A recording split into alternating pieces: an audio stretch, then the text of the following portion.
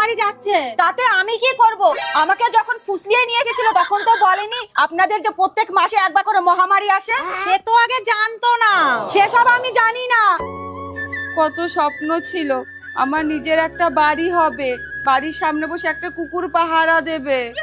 ঠিক আছে, আমি বাবুকে বলছি ও যেন ভিক্ষা করে হলো তোমার স্বপ্নের বাড়িটা বানিয়ে দেয়। এখন ঘরে চলো। মা খেতে দাও। এই বাড়িতে তোর খাওয়া হবে না। কেন, আমি কি করেছি? এই নে, এটা ধর। এটার মধ্যে লেখা আছে বৌমা স্বপ্নের বাড়ি কেমন হবে। যদি এরকম বাড়ি বানাতে না পারিস তাহলে এই বাড়িতে আর আসবিও না, খাবিও না। যাও, এতদিন এত বড় বড় স্বপ্ন দেখিয়ে এসেছো, এবার পূরণ করে দেখাও। মা, আপনি এখানে কি করছেন? ছেলে আসছে কিনা সেটা দেখছেন? আরে 20 বছরে আপনার ছেলে বাড়ি বানাতে পারবে না।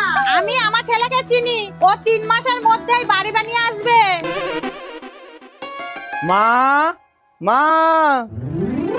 বাবু তুই এসেছিস? দেখেছো বৌমা, বলেছিলাম না 3 মাসের মধ্যেই আসবে। এসেছে তো খালি হাতে, বাড়ি কই? তা বাড়ি কি হাতে করে আনবে নাকি? মা, তোমাদের বাড়ি দেখানোর জন্যই তো নিয়ে যেতে এসেছি।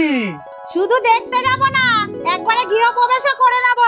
বৌমা তুমি যাও, পূজা থালাটা নিয়ে আসো তো। হ্যাঁ মা, যাচ্ছি। আরে তাড়াতাড়ি চলো, আর একটু। মা, ওই দেখো তোমার বৌমার স্বপ্নের বাড়ি। আরে নিচে এই দেখো, আবার কুকুরও আছে।